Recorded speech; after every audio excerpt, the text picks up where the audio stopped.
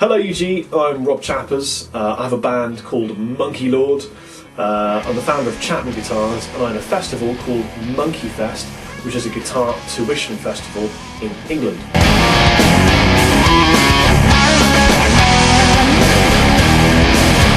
The sheer excitement and joy of strapping on a guitar and playing a D chord and it sounding a little bit like something Jimi Hendrix might have done kind of overrode any fears or lacking of confidence that I had to enable me to do my job. I just loved playing guitar.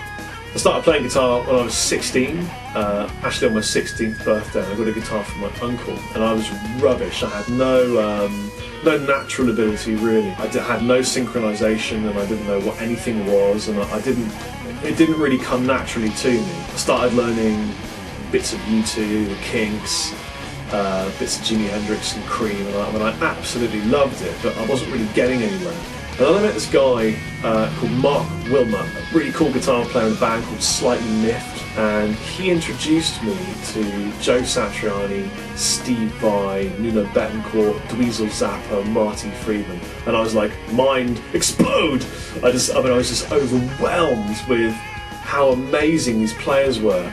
It just completely bowled over with the way that especially Joe Satriani expressed his music. I didn't really stop playing guitar for sort of 2 years from the point that I heard Surfing with the Alien, the album, and eventually got a little band.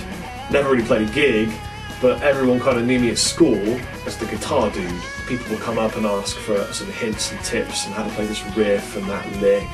And then eventually, a guy came up, and I forget his name, but he said, "Can I have a guitar lesson?" And I thought, what? Me?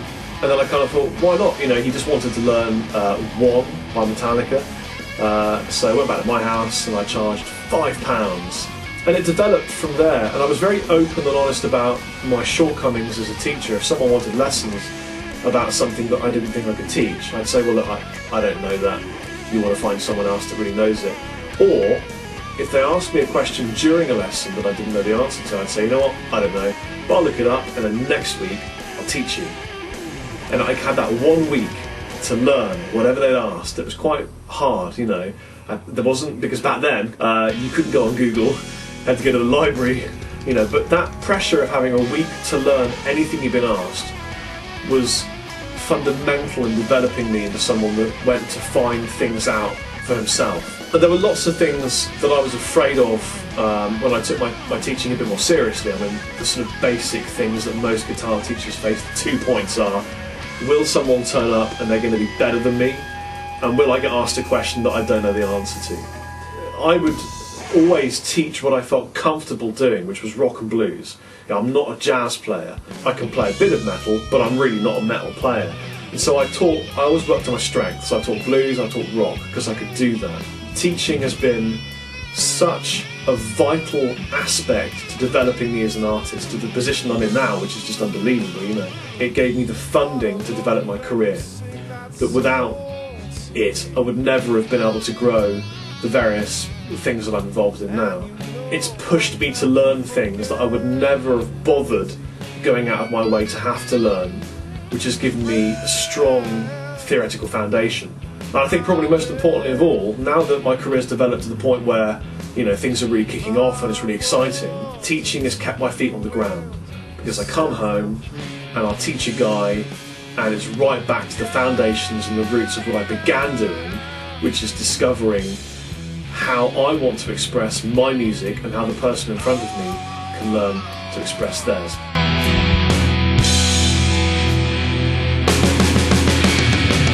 Yeah, it is a victory, but I think possibly the greatest victory is that over 2 years of blood, sweat and tears, we've actually managed to pull together the funding. We've had to learn how to organise a music festival because the original 2 sets of promoters both pulled out. So we had to learn how to do everything from scratch. We had to raise all the money from scratch. There was an awful big learning curve involved, and a lot of people put a lot of work in. You know, based upon friendship rather than a solid paycheck, which meant an awful lot to me. You know.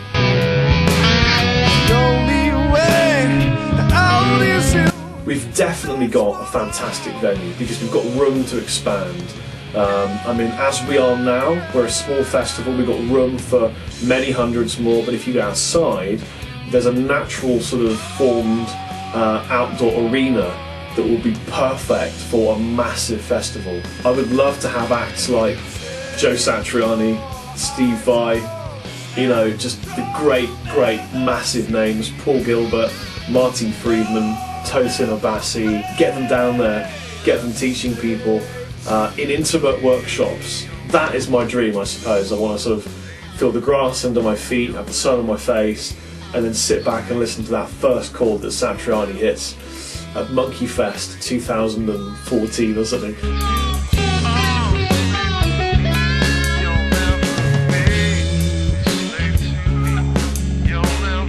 So yeah, I don't really know what I am.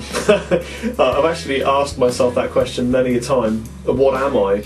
I think with the state of the music industry as it is, I think you have to wear all of those hats. You can't just be a guitarist anymore. At heart, I love playing guitar, but I think I probably bring more to the table than just playing the guitar. I think nowadays you have to. I think I'm probably an entertainer. And that's not necessarily a dirty word. I like people. I like entertaining. I'm not a serious kind of guy. I like to have fun, and I kind of made it a personal rule of mine to do everything that I could. I wanted to have a finger in every pie. I wanted the guitar company, I wanted the festival, I wanted the band, and there are many things that I have yet to do that I think will help to fulfill me in my quest to dominate the world. You know, I want to shoot a movie, I want to have an amplifier company, I want to do effects pedals. All these things must happen in my lifetime, and they will.